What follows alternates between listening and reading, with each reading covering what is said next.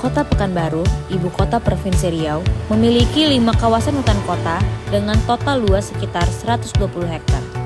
Namun, luas tersebut masih jauh dari target ideal sebesar 20% dari luas daratan kota.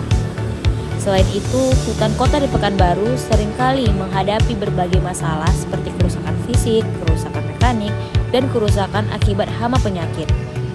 Sebuah penelitian di hutan kota Jalan Diponegoro menunjukkan bahwa kerusakan tegakan mencapai 46,42%. Selain itu, kebakaran hutan yang sering terjadi di sekitar Pekanbaru, terutama pada lahan gambut, menyebabkan kabut asap yang merugikan masyarakat, memperburuk kualitas udara, serta mengancam keanekaragaman hayati. Hutan kota terus berkembang dan berupaya meningkatkan kualitas hidup masyarakatnya.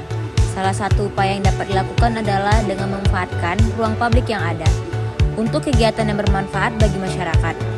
Hutan kota di Pekanbaru memiliki potensi besar untuk menjadi ruang publik multifungsi, tidak hanya sebagai area konversi lingkungan, tetapi juga sebagai tempat untuk berolahraga dan mengadakan event-event yang dapat meningkatkan kesadaran dan partisipasi masyarakat dalam menjaga lingkungan. Saya Raja. Ini ada beberapa pertanyaan buat abang. Pertanyaan pertama, apa yang bikin abang tertarik datang ke hutan kota ini?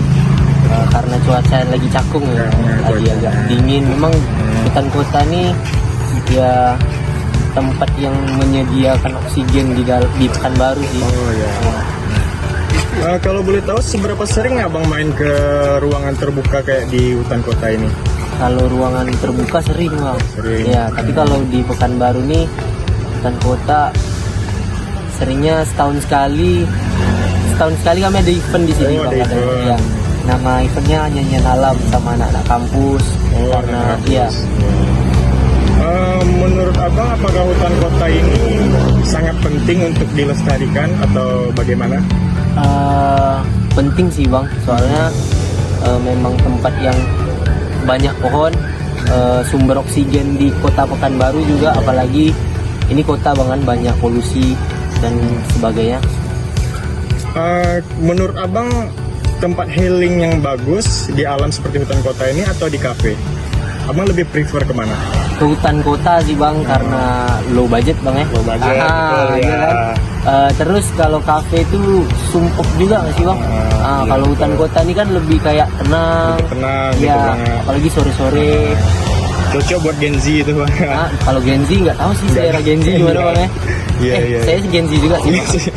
Gen Z tua. Oke. Halo bang. Ya, halo. Boleh kenalan dulu, nama bang siapa? Nama saya Raffi. Raffi.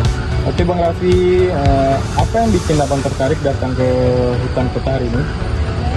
Pertama yang membuat saya menarik untuk berolahraga di hutan kota ini mungkin karena udaranya sejuk, karena banyak pepohonan. Seperti kita kalau larinya di jalan, mungkin kan banyak polusi udara. Jadi saya tertarik untuk berlari di hutan kota ini karena lingkungannya. Seberapa sering abang Raffi berlari atau olahraga di sekitaran hutan kota ini? Kalau untuk olahraga saya setiap hari bisa dibilang. Itu biasanya pagi, kalau misalnya nggak ada halangan, ya saya sore.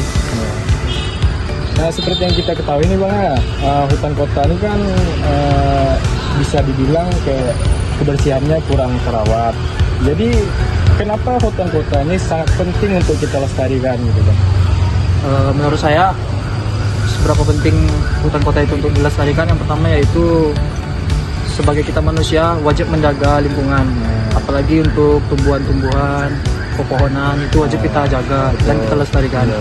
Karena manfaatnya untuk kita juga.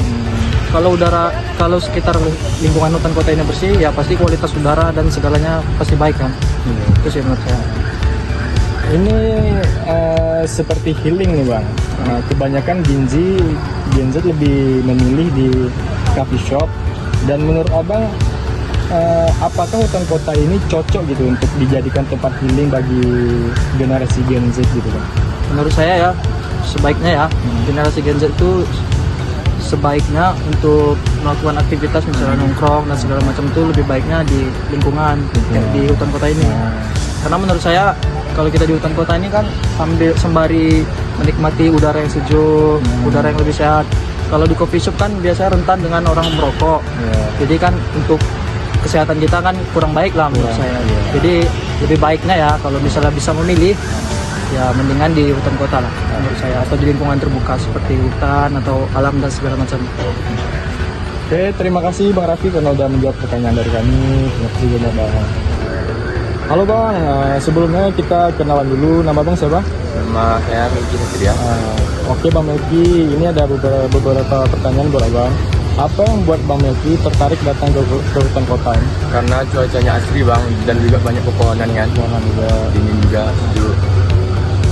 Seberapa sering Bang Melki main ke hutan kota ini? Hampir tiap sore bang. Aktivitas apa aja yang sering Bang Melki lakuin ketika datang ke hutan kota ini? Lari bang, jogging. Lari, jogging gitu Bang. Kenapa Bang Melki lebih sering gitu datang ke tempat hutan kota ini? Karena ya cuacanya tuh dingin kan bang. Juga adem, tenang. Habis cocok habis untuk jogging sendirian kan. Menurut Abang nih, Abang lebih suka nongkrong di hutan kota ini atau di coffee shop? Karena Abang kan Gen Z kan, termasuk Gen Z.